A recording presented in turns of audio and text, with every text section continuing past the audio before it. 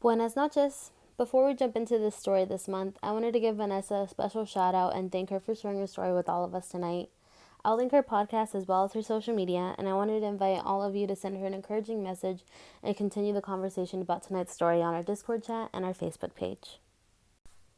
There was a time in my life when I thought my life should end, and now I'm at a point in my life where I want to spread my story and inspire somebody. I always told myself that I'm going to write a memoir one day. And I've even taken steps in writing some of my material that I want to publish.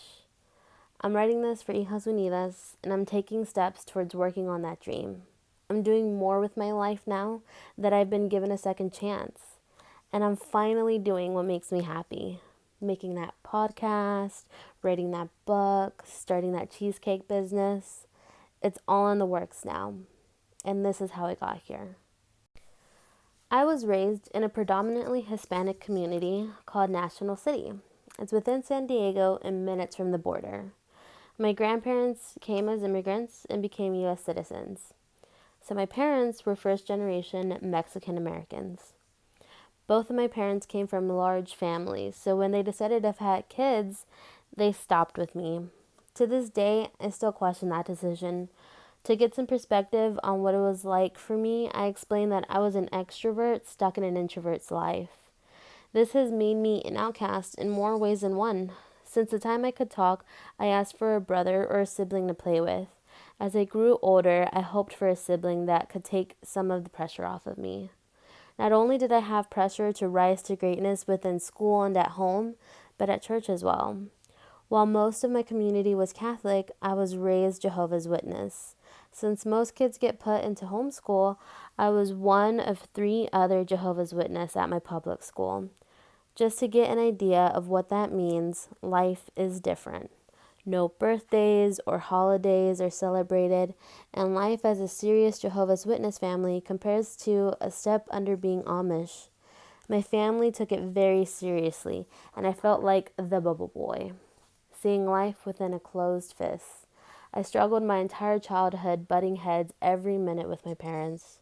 I was told not to make friends at school because they were worldly people. Every year at the start of the school year, my parents would sit down with my teachers and explain the rules. Things like participating in birthdays or holidays within the classroom was forbidden. I was to be pulled out when those worldly activities were happening, and I usually sat outside doing schoolwork. The rule with making friends was I was only allowed to be a part of my church's community. But with my parents falling out of the church when I was younger, I didn't even get to make any lasting friendships there either. Even as a small child, I defied them and would do my best to make small connections with other kids, even though I knew they wouldn't last. My parents always treated me as if I was a bad kid for doing kid things. Even something as silly as wearing a witch hat was the reason for the belt. I refused to embrace my heritage, and I hated being Mexican and speaking Spanish. I felt like a drop in the ocean, so I resented who I was. As I got older and the kids I was growing up with realized I couldn't be a real friend, I became the loner of the school. Don't bother asking her, her parents won't let her, I heard my whole life growing up. The nice teachers I had growing up felt bad for me and would do their best to make my school experience tolerable. It's amazing how one small experience, like a teacher sneaking me a Christmas cookie, could stay with me for the rest of my life. I thank the teachers who made sure I felt included in any way they could. Feeling included, something I struggle with today. The outcasting from my classmates turned into bullying in middle school and high school. I went from being an extroverted, high energy, ready to be your friend type of kid to an insecure, sad, hopeless teenager. With life at home being rough and school being no better, it was no surprise when I started failing in high school. I was told by my teachers that I had dyslexia with numbers. That's as far as I got into figuring out what kind of learning tools I needed before my parents pulled me out of school and called me lazy instead. The pressure that my parents put on me, I would never put on any child. They wanted passing grades, not a Harvard degree, but the way they were going about it was all wrong. They withheld technology from me until they couldn't anymore. I didn't get to hang out with a friend by myself until high school, and even then, I remember my mom stalking me and my friends at the mall.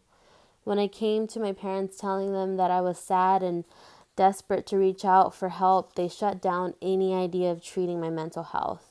Even now, I look back and I can't believe how I advocated for my mental health when my whole family has a long history of mental health issues. At the time, I did not know this, but I learned with time. I learned many things, but at what cost? A suicide attempt? A few attempts. They truly were calls for help. If it weren't for those attempts, sadly, my parents would have never voluntarily let me be on medication and therapy. At 14, I realized I was gay and that I was a wrench in this whole mess that I didn't need. At the time, I thought that was a sign telling me to give up because how was I going to get through this one? Most people say that your family needs time to cope with their sexuality, but I knew my family was the exception and would never budge. I thought that my death would be a favor to the family. Yet I sat in a mental hospital hours after my second attempt at 16 and I came out to them. I was finally getting support in the hospital and I felt safe enough to tell them. Even a spark of hope that they might not take it too hard. I even thought my attempt would soften the blow, but to my disappointment, my parents bawled their eyes out as if I had died. They asked me why I needed to do it, and at that time, I didn't really know why. I needed to be my authentic self. I was 16 years old, and I was the first one in my family to treat my mental health. I dropped out of high school at the 10th grade, and I focused on what truly makes me happy. I threw myself into what I really wanted in life. Since I had to wait until I was 18 to work, that didn't stop me. I went to my favorite museum and I hoped to work my way from a volunteer to an employee. Little did I know that I was a step for myself to getting exposed, and I finally started making relationships with people. Not friends, just relationships. My goals have always been small and attainable. I always knew that no matter what, life was going to get better because, in my opinion, my childhood was rock bottom. The relationships I made at the museum have stayed with me to this day. The second I turned 18, I didn't go for the museum cashier job. I worked over 600 hours of volunteer work and I started dreaming bigger. I applied to the world famous San Diego Zoo. I was going to work my way into working with animals, I told myself. A seasonal job turned into a magical place I found my wife. Sitting in a break room a few feet away from each other, we locked eyes, and we walked away from each other. With both of us too shy to make a move, we both stumbled upon each other that very same night on an anonymous chat app. It wasn't until hours until the best conversation I ever had, we realized we worked at the same place.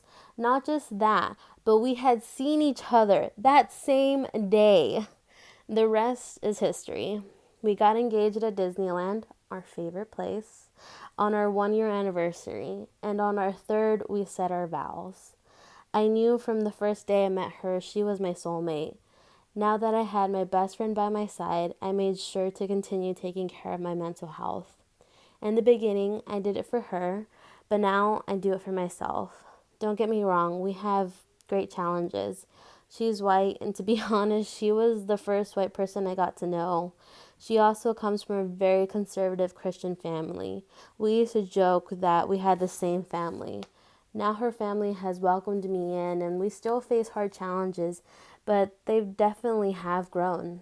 Up until 2020, I had little to no relationship with my parents. The family I grew up with had become so estranged. Currently, my family has started to reach out to me. I always ask my parents for baby steps, but they never budged.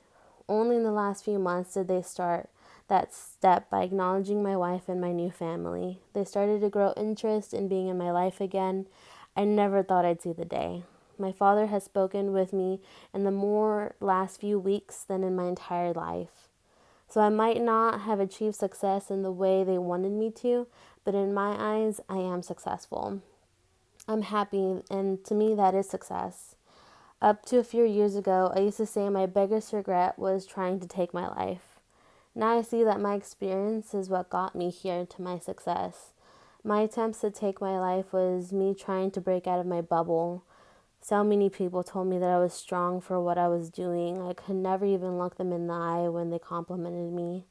I didn't realize how broken I was until years of continuous therapy. I have come to terms that I have trauma from my childhood, and now I'm incredibly open about my story to anyone that asks for it, because if I can help one person not go through what I did or inspire somebody to keep pushing through the struggle, then that's one more success. I want to start embracing my heritage again, and I have even worked on my Spanish. I want to thank this great community that I've stumbled upon. I honestly don't check Facebook much unless it's to read all of your posts, especially during the pandemic. It's great to find a community.